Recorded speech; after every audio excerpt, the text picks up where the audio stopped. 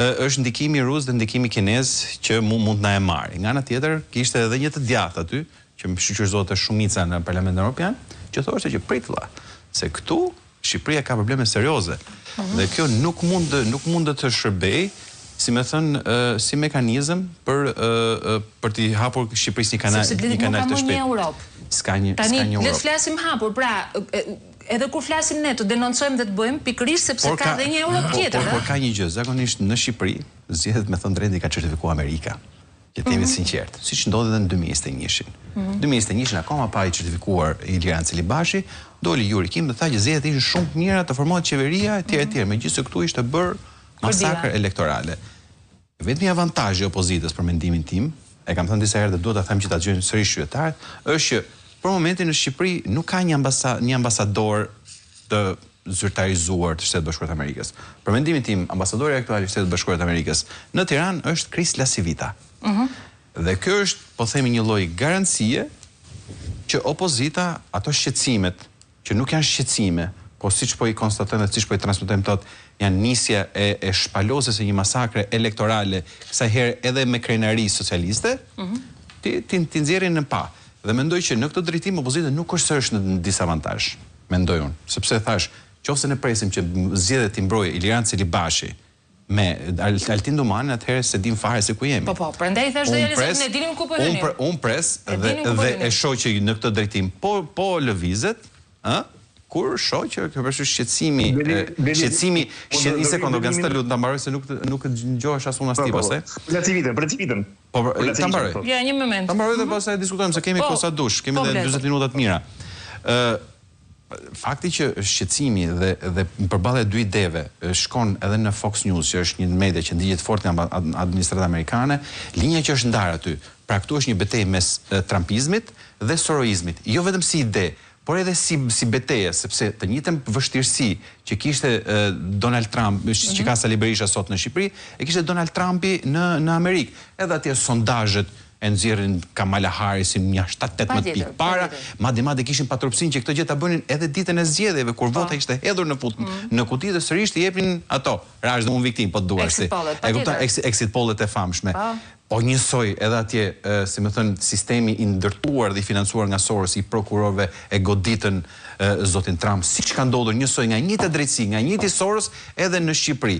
Dhe ky ndërkombëtarizim dhe ky certifikim ose ky lloj pasqyre që shkon tek ajo që në fakt është Komisioni që ndroi vërtet i zgjedhjeve të Shqipërisë. Shtetet Bashkuara të Amerikës, mendoj që kjo është një avantazh që opozita e ka, por duhet ta mokoj për gjatë gjithë kohës për treguar jo vetëm për të quravitur, për treguar se si realisht kjo frymë e Sorosit në Shqipëri me tjetërsimin e votit, me tjetërsimin e vullnetit qytetarëve është në aksion 24 orë non-stop. Dhe jo vetëm, po ka një rrezik. Klodi, një moment se dua të ma thuaj vetë tënde. Në linjën e asaj që tha Bledi, unë mendoj që aleati më i mirë dhe mekanizmi më i mirë që ka opozita për të ndalur çdo tentativë për manipulimin e procesit zgjedhor, blerjen e votave, përfshirjen e krimit, janë ndërkombëtarët. Dhe sigurisht që loja muzika me ndërkombëtarët ka ndryshuar, kjo është fakt.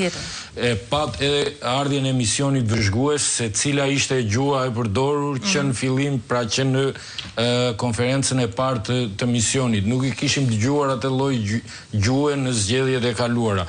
Detyra e opozitës është që të denoncoj dhe të kontaktet e saj, të denoncoj para opinionit publik çdo tentativë, çdo përfshirje të bandave me emër, me mbiemër, çdo përfshirje të burimeve shtetërore në fushat, pra t'i bëj publike dhe ta mbaj dhe komunitetin ndërkombëtar nën presion pozitiv, po themi, në këtë drejtim, duke e vënë djeni mbi atë se çfarë ndodh këtu. Patjetër.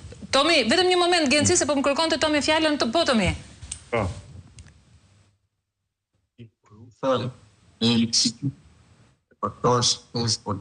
Nuk e dëgjojmë mirë Tomi në studio? Edhe njerë, Tomor, edhe njerë të lutem? Po, tani të dëgjojmë, më thuaj. Them që ne jemi civil, e them si tezë politike. Pra ne jemi një parti civile që shkojmë në zgjedhje dhe për të prodhuar demokraci. Nuk e them unë pas kam frikë. Të ishte për dheja për Alizonin, unë sot jam në terren dhe jam ju rri mu të lagja banta. E banta. Pra, nuk du të bëj si gari, po jam i lindur në për internime dhe po të ishte për dheja, pas konceptit tim, unë i kisha shkullur me ko. Pra, aq shumë e dashurin këtë radikalizmi që nuk duhet ta kem televizor, po ja që po e them. Po e hedh si tezë politike që ne jemi njerëz civil dhe bëjmë politikë civile në një vend i cili nuk është më civil, por është paramilitar bashkë me shtetin. Kjo është tezë politike. A jam unë që PD-ja duhet të jetë një parti që të jetë që bjeri kokës? Absolutisht po. Unë po të kisha mundësi dhe nuk po t'i them gjitha se jam televizor, do kisha pasionin më të madh.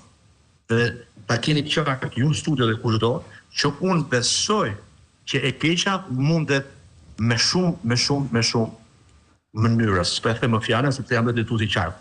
Kështu që garantoj burime dhe shumë të tjerë dhe juve të gjithë bashkë që unë me zgjidh pret më ditë në zgjedhjet përballen me këtë do.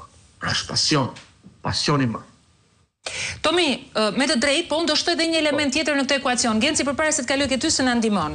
Tani, në këtë po themi ne panoram kontekst ndërkombëtar i cili ka ndryshuar dhe le ta pranojmë